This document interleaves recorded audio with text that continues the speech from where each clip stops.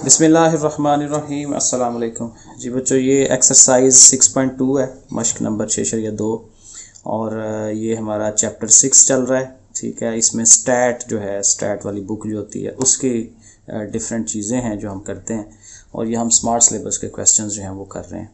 तो इसमें question number 3 है जी, उर्दू वालों के लिए उसने लिखा हुआ है हिसाबी औसत मालूम करें और इंग्लिश वालों के लिए लिखा हुआ है अरिथमेटिक मीन।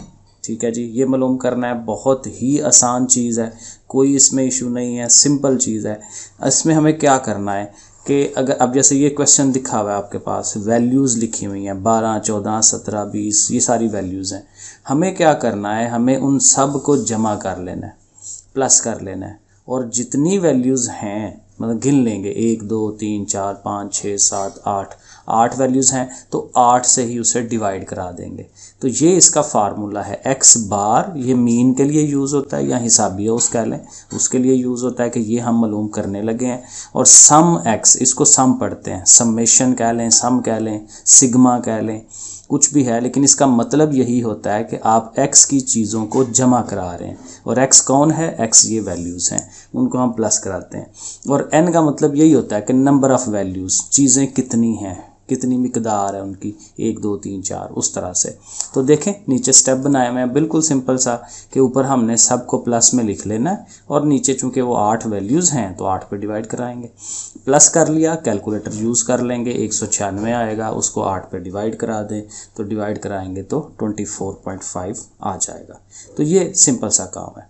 ये इसका पार्ट नंबर 1 है। पार्ट नंबर 2 के अंदर भी वैल्यूज़ हैं, थोड़ी बड़ी वैल्यूज़ हैं, लेकिन ज़ाहिर है कि काम वही है, सब कुछ सारी वैल्यूज़ हैं, उनको आपने ऐसे करके लिख लेना है। नीचे चूँकि 7 वैल्यूज़ हैं, 7 पे डिवाइड और जो प्लस करके आएगा उसको 7 पे तकसीम करा दें तो 290 हमारा हिसाबी औस या अरिथमेटिक मीन आ जाएगा। फिर ये क्वेश्चन नंबर 7 है, ये भी बहुत आसान है। यहाँ उसने कहा हुआ है वस्तानिया और आधा, ये मालूम करें। उर्दू में हम ये कहते हैं वस्तानिया, इंग्लिश में होता है मीडियन। मीडियन और मॉड, ये हमें दो चीज़ें चाहिए। अब यहाँ पे जो सवाल है ना, सवाल मैं आपको बुक से दिखा देता हूँ कि वो किस तरह से बना हुआ है। ये ऐसे करके लिखा हुआ है, ये देखें वैल्यूज़ हैं। ठीक है, ये क्वेश्चन नंबर 7। तो ये वैल्यूज़ आगे पीछे हैं, कोई 9 है, फिर 11 है, फिर 4 है, 5 है, 6 है, वो आगे पीछे हैं सारी वैल्यूज़। तो जब भी आपने ये मीडियन और मॉड फाइंड करना है तो आपने हमेशा उसको तरतीब लगानी है। वस्तानिया और आधे के लिए तरतीब लगानी मस्ट होती है, चाहे छोटे से बड़े की तरफ जाएं या बड़े से छोटे की तरफ जाएं, वो मसला नहीं है। लेकिन ज़ाहिर है हमें नॉर्मली यही अच्छा लगता है कि हम छोटी रकमें पहले लिखें और बड़ी रकमें आगे चलाएं उसको। तो देखें 2 चूँकि एक ही दफ़ा आ रहा था वो हमने एक दफ़ा लिख लिया। 3 वो आपने ढूंढ लेने हैं, उसमें से 3 कितने हैं, तो जितने हों उतनी दफ़ा 3 को लिख लें। 4 जो था वो काफ़ी दफ़ा आ रहा था, वो लिख लें, उसको समझ लें कि कितनी वैल्यूज़ हैं। ठीक है, उनको जैसे आप ये सामने आपके बुक होगी, ठीक है, आप क्वेश्चन सामने होगा तो आप 4 को काउंट करना शुरू कर देंगे। ये 1 है, दूसरा ये है, तीसरा, चौथा, पांचवा, छठा, इस तरह से करके हमें वो वैल्यूज़ पता चल जाती है कि 6 वैल्यूज़ हैं। तो 6 दफ़ा आपने फिर 4 को लिख लेना है, फिर 5 को लिख लिया, फिर 6 को, 7 को, ऐसे तरतीब लगा देनी है सारी। पहला काम हमारा हमेशा तरतीब लगाने का होता है। अब ये जो मीडियन है जिसको हम वस्तानिया कहते हैं, उसका ये फार्मूला है। बुक के ऊपर 2 उसने कंफ्यूज किया हुआ है, ठीक है, वो उस पर नहीं जाना आपने। आप वो उसने कहा हुआ है कि जुफ्तियाँ इवन हो तो ये करें, ऑड हो तो ये करें। आप अगर यही एक फार्मूला लगाते हैं तो वो दोनों के लिए ठीक होगा, तो इसलिए एक ही फार्मूले को याद रखें। तो फार्मूला है n+1/2th ऑब्जर्वेशन। ठीक है, इतनवी वैल्यू। अब वो क्या हो, अब इसमें सिर्फ n चाहिए आपको। n मतलब नंबर ऑफ़ वैल्यूज़ कितनी हैं, इनको गिन लें, 1, 2, 3, 4 ऐसे करके गिन लें। तो वो हमने गिनी हुई हैं, तो ये है जी 38 वैल्यूज़ हैं ये। तो आपने n की जगह 38 लगा देना, +1 है आगे, नीचे 2 है, दोनों को प्लस करेंगे तो 39 हो जाएगा और 39 को 2 पे डिवाइड कराएंगे तो 19.5। अब यहाँ अक्सर बच्चे गलती कर जाते हैं, कहते हैं यही आंसर है। नहीं, ये बता रहा है कि 19.5 वैल्यू लेनी है आपने, ऑब्जर्वेशन लेनी है। 19 अगर फॉर एग्जांपल 0.5 नहीं है, 19 है सिर्फ, तो आप 19वीं वैल्यू वहाँ से काउंट कर लेंगे। यहाँ से 1, 2, 3, 4 ऐसे गिनते गिनते जाएंगे तो जो 19वीं वैल्यू आएगी वो हमारा मीडियन होना है। तो ये गिनते हुए आएगा ना, तो ये 7 के ऊपर आ रहा है 19वीं। अच्छा, अब एक और अहम बात, कि ये 19.5 है, 19वीं से आगे है और 20वीं से पीछे है। तो हमने क्या करना है, 19 वाली वैल्यू और 20 वाली वैल्यू वो यहाँ से उठा लेनी है। तो हमने 19वीं वाली वैल्यू और 20वीं दोनों को ले लेना है, दोनों को प्लस करना है और 2 पे डिवाइड करवा लेना है। तो जाहिर है कि 7 और 7 14 होते हैं, 2 पे तकसीम करेंगे फिर 7 ही आना है उसमें, तो मीडियन हमारा 7 आ जाएगा। ठीक है, बात समझ आ रही है। अगर पॉइंट है तो फिर ये करना है, अगर तो हाल ही 19 है तो 19वीं वैल्यू बस पकड़ें और लिख दें। ठीक है, अगर 20 है तो 20th वैल्यू ले लें, लेकिन अगर पॉइंट में है तो 19वीं वैल्यू और 20वीं वैल्यू।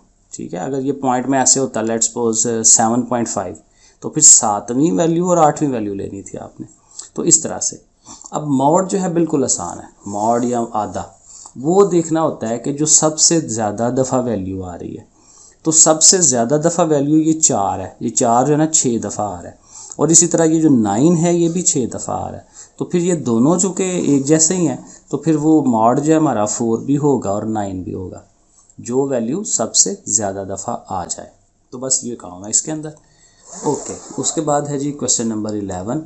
अब यहाँ उसने क्या कहा हुआ है, यहाँ उसने ये कहा हुआ है कि एक फैमिली जा रही है, रोड ट्रिप पे है, जा रहे हैं दूर, तो रास्ते में वो बार बार पेट्रोल डलवाते हैं।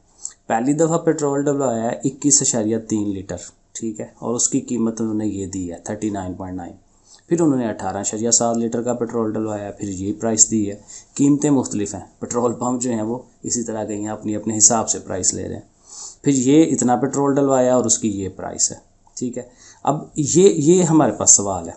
ठीक है, अब उसने कहा क्या है, उसने कहा है औसत फ़ी लीटर कीमत मालूम करें, या इसको अगर आप इंग्लिश में कहें तो एवरेज प्राइस जो है ना पर लीटर वो हमें चाहिए। अब यहाँ ये याद रखना होता है, ये इसका फार्मूला नीचे मैंने लिखा है। सिंपली हम क्या करते हैं कि इन दोनों को ज़रब दिलाते हैं। ये चूँकि क्वांटिटी है, मिकदार है, तो इसको क्यू से रिप्रेजेंट करा लिया। ये प्राइस है, कीमत है, तो पी से रिप्रेजेंट करा लिया। तो क्यू और पी हैं तो क्यू और पी को ज़रब दिलानी है, तो इसको इससे मल्टीप्लाई करेंगे, ये आएगा। कैलकुलेटर का काम है सारा। इसको इससे ज़रब देनी है, ये आ जाएगा। इसको इससे ज़रब देंगे, ये आ जाएगा। ठीक हो गया। जब मल्टीप्लाई कर लेंगे ना तो इन सब को फिर जमा भी करना है। ठीक है, अब देखें फार्मूले में आए। फार्मूले में है कि अगर पी का प्राइस का आपने मीन लेना है, एवरेज लेनी है, ठीक है, औसत लेनी है उसकी, तो उसके लिए sum P Q over sum Q है। प्राइस और क्वांटिटी को जो मल्टीप्लाई किया है वो जो हमारा आंसर आया प्लस करके वो हमने ऊपर लिखना है, और सम क्यू जो हमारी ये क्वांटिटी आ रही थी, ये वाली मिकदार, ठीक है, ये हमारी नीचे आएगी, तो ये हम उसको नीचे लिख लेंगे। तो दोनों को डिवाइड कराएंगे तो हमारे पास आंसर आ जाएगा 41.15। कैलकुलेटर का काम है सारा, करते जाएं और वो होता जाता है। ठीक है जी, तो ये याद रखना है, जिसकी एवरेज प्राइस लेनी है वो नीचे नहीं आता, दूसरी रकम नीचे आती है, बस ये याद रखें, ये बड़ी अहम चीज़ है इसमें। ये 11वां हो जाएगा। उसके बाद क्या है, 12वां क्वेश्चन भी है। ये है जी मूविंग एवरेज वाला। इसमें उसने कहा है सादा हरकती औसत निकालें। औसत तो है लेकिन हरकती है, इसमें मूवमेंट होती है। अब वो किस तरह से होती है, बड़ी आसान और बड़ी मज़े का काम है ये, कि उसने सवाल जो दिया हुआ है ना उसमें साल दिए हुए, ईयर्स 2001, 2, 3, 4 इस तरह से 2010 तक दिया हुआ है। ठीक है, और उसके साथ उसकी प्राइसेस भी हैं। किसी भी चीज़ की कीमत होगी 102, 108, कम ज़्यादा होती जा रही हैं, ज़्यादा ही हो रही हैं। वैसे आम रूटीन में भी ऐसे ही होता है, कीमतें बढ़ती हैं। तो बहरहाल करना क्या है, करना ये है कि हमने ये 3 वैल्यूज़ ले लेनी है, ये 3 102, 108, 130 तीनों को जमा कर लेना है। अब जमा करेंगे ना तो उसका जो आंसर आएगा वो मिड वाले के सामने लिखना है। ये बड़ी अहम चीज़ याद रखनी है। दरमियान वाली जो वैल्यू है तीनों की, उसके सामने उनका मजमुआ लिख देंगे। फिर हमने क्या करना है, ऊपर वाली जो एक है ना 102 उसको छोड़ देना है और नीचे वाली एक और ले लेनी है। ठीक है, यानी कोई स्केल या कोई चीज़ रख लें और साथ साथ देखते जाएं, ऐसे ऐसे घुमाते जाएं, ऐसे ऐसे करते जाएंगे ना तो 3 आती जाएंगी। ऊपर से एक छोड़ते जाना है, नीचे से एक लेते जाना है। ठीक है, तो फिर जब 108, 130 और 140 को प्लस करेंगे तो इनका मिड किधर है, दरमियान वाला ये है, इसके सामने उसका सम लिख दें। उन तीनों को जो जमा करके आंसर आया है वो उसके दरमियान वाले के सामने। फिर अगले तीनों को जब आप करेंगे तो उसके भी सामने वाले के, दरमियान वाले के सामने लिख दें। तो इस तरह से करते जाएंगे और ये वैल्यूज़ लिखते जाएंगे। तो होगा ये कि पहली वैल्यू भी ख़त्म हो जाएगी क्योंकि उधर कुछ लिखना नहीं है, और एंड वाली जो है एक वो भी निकल जाएगी, वहाँ पे भी कुछ नहीं लिखना। तो ये असल काम ये है सारा। जब आप ये लिख लेते हैं तो चूंकि आपने 3 रकमों को जमा करके ये लिखा है तो इसलिए फिर 3 पे डिवाइड भी करा दें, एवरेज लेनी है ना, 3 पे तकसीम करा दें। तो हर रकम को 3 पे तकसीम कराते जाएं, डिवाइड कराते जाएं और यहाँ लिखते जाएं, और ये ही हमारी वो क्या होगी, मूविंग एवरेज या हरकती औसत उर्दू में उसको कहते हैं।